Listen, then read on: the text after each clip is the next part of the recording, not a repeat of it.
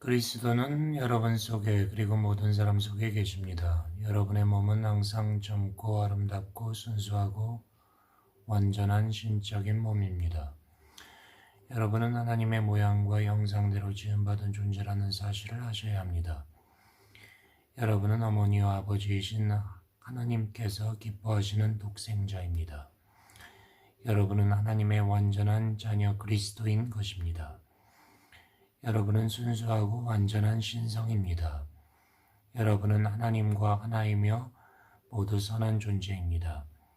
이 세상에 태어난 모든 사람이 자신을 하나님의 자녀, 신성을 선언할 권리를 가지고 있습니다.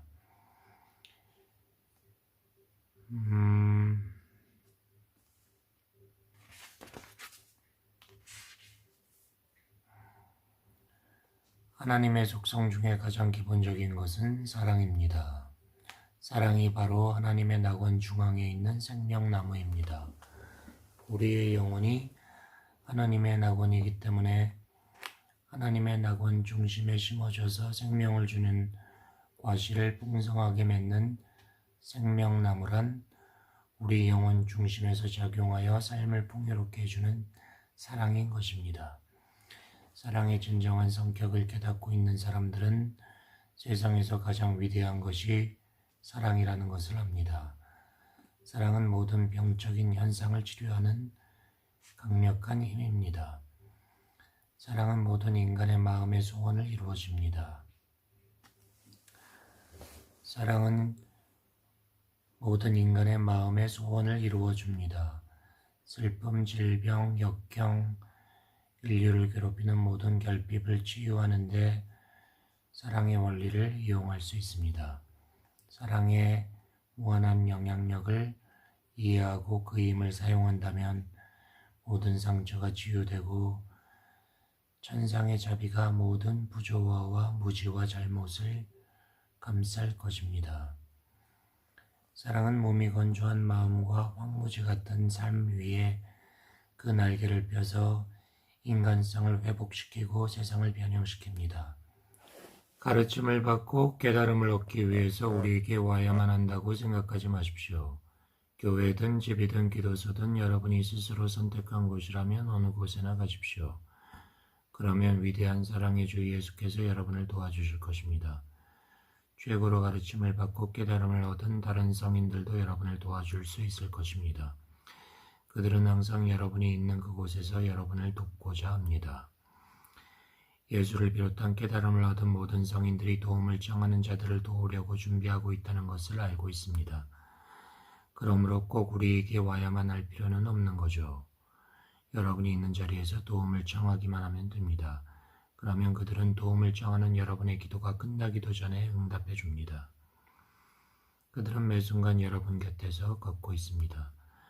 그들이 여러분 곁에서 함께 걷고 있다는 것을 깨닫기 위해서는 의식의 진동을 높여야 합니다.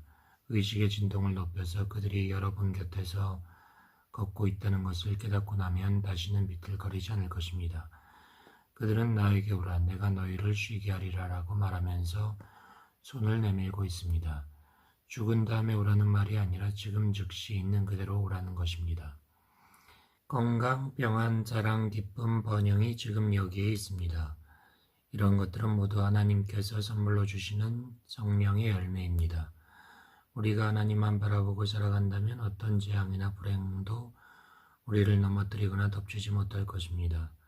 하나님께 전적으로 의지한다면 예수의 이름으로 하나님의 법칙으로 우리의 모든 결함은 치유됩니다. 영원하고 무한한 성령의 자녀들인 여러분 속에 하나님이 계십니다. 아무것도 여러분을 두려워 떨게 하거나 실망시키지 못합니다. 여러분은 하나님 아버지 품에서 나왔으며 전능하신 하느님의 숨결이 여러분을 살아있는 영혼으로 만들었습니다. 여러분은 아브라함 전부터 있었고 그리스도와 함께 하나님의 유업을 이어받을 사랑하는 자녀들입니다. 예수 안에 있던 능력이 여러분 안에도 있습니다. 이 능력을 성령의 두루마기라고 부르는데 이에 대한 깨달음을 가지기만 한다면 늙음이나 질병이나 사고나 죽음과 같은 인간의 생명에 해가 되는 것은 존재하지 않는다는 것을 알게 됩니다. 성령의 두루마기를 단단히 잊고 있으면 아무것도 이것을 뚫을 수 없고 여러분은 아무 해도 받지 않게 됩니다.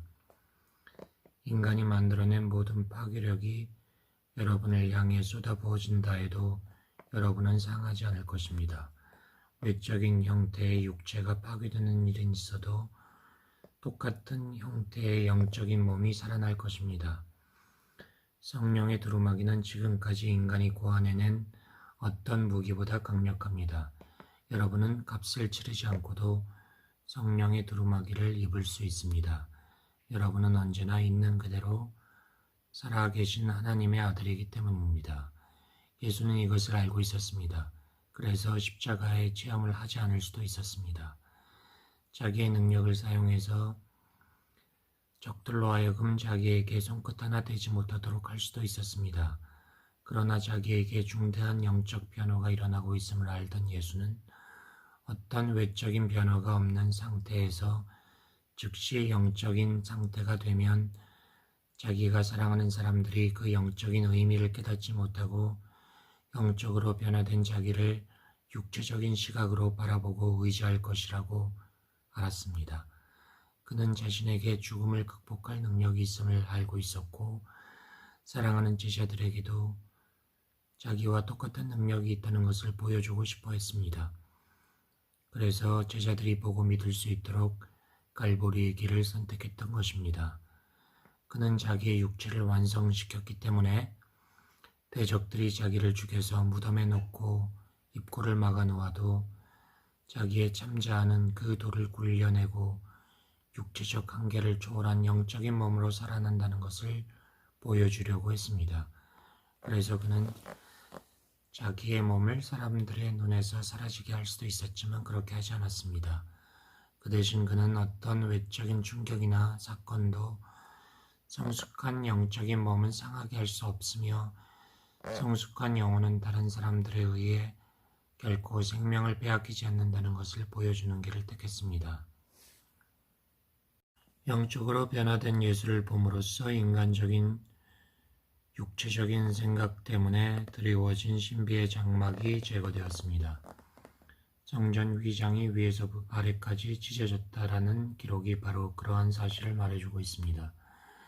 죽음이 극복되었다는 자각이 생겨났고 죽음뿐 아니라 인간이 만들어낸 모든 육체적인 제약들은 그런 것들이 더 이상 보이지 않는, 그래서 실제로 존재하지 않게 되는 차원까지 의식 수준을 높임으로써 극복될 수 있고 극복될 것이라는 깨달음을 얻게 된 것입니다. 그런데 사랑하는 마음을 가지고 지속적으로 이러한 의식 상태에 도달하기를 바라는 사람이 이러한 의식 상태에 이른다는 것을 기억하시기 바랍니다. 물질을 상징하는 돌을 베고 누워있던 야곱은 무엇이든 마음으로 응시하는 것이 현실로 나타난다는 진리를 깨달았습니다. 그는 이 깨달음을 통해서 물질적인 구속에서 해방되었습니다. 마음으로 응시하는 것이 현실로 나타난다는 진리를 응용해서 양들이 물을 먹는 우물 앞에 껍질을 깎아 얼룩덜룩하게 만든 나무를 세워놓아 양들이 물에 비친 그 나무 그림자를 보면서 물을 먹도록 했습니다. 그래서 얼룩진 양새끼가 태어나도록 했습니다. 때문에 비천한 신분에서 벗어날 수 있었던 것입니다. 우리는 무형의 이상을 마음속에 명확히 품음으로써 육체적인 의식 상태에서는 보이지 않는 무형의 세계에서 직접 구체적인 사물을 끌어낼 수 있습니다. 양들이 물을 먹는 우물은 마음에 품은 이미지를 영혼의 중심에 투영시키는 거울을 상징합니다. 마음에 품은 이미지를 영혼 중심에 투영시켜 그 이미지를 계속 품고 있으면 구체적인 형태가 되어 나옵니다. 우리도 이 원리를 응용해서 나타난 것입니다. 열성적인 소수의 사람들만이 이 원리를 깨닫고 정진해 나가 자신의 실상을 구현하여 진정한 하나님의 일을 합니다. 다른 사람들도 출발은 잘합니다. 그러나 물질이라는 장벽을 극복하는 데 엄청난 노력이 요구된다는 것을 알게 됩니다. 그때 그들은 물결치는 대로 흘러가는 것이 쉽다고 생각하고 떨어져 나갑니다. 우리는 늘 눈에 보이는 물질적인 세상에 살고 있습니다. 우리는 이 세상에서 다른 곳으로 떠나본 적이 없습니다. 육체적인 의식의 수준에 머물러 있는 사람들의 눈에만 우리가 보이지 않는 것이지 높은 의식 차원에 도달한 사람들의 눈에는 항상 보입니다. 영혼에 심어진 이상의 씨는 심상이 되고 마음속에서 점점 생각으로 키워지다가 때가 되면 물질적인 형태를 띠고 구체적인 현실로 나타납니다. 완전한 이상을 품으면 완전한 것이 나오게 되어 있습니다. 그 반대도 진리입니다. 똑같은 땅에서 똑같은 햇빛을 받고 자라난 씨앗 속에 있는 이상에 따라 거대한 나무도 되고 부드러운 꽃도 됩니다.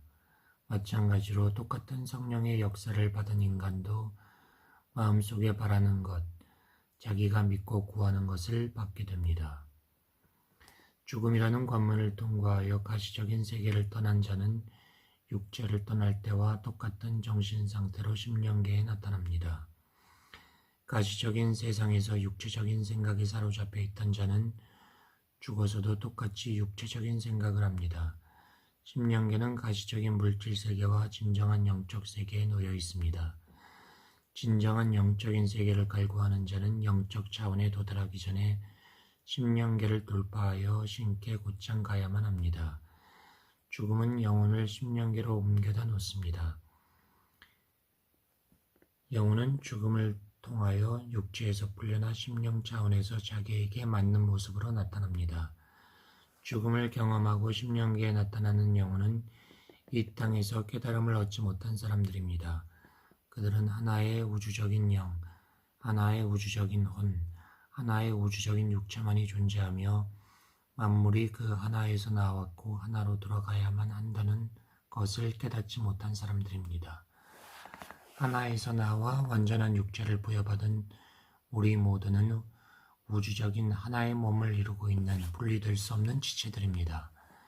우리의 팔은 몸의 일부분으로서 몸에서 분리되어서는 존재하지 못합니다. 우리 몸을 이루고 있는 각 지체들이 유기적으로 연결되어 전체적으로 한 몸을 이루고 있을 때 온전한 몸이라고 할 수 있습니다.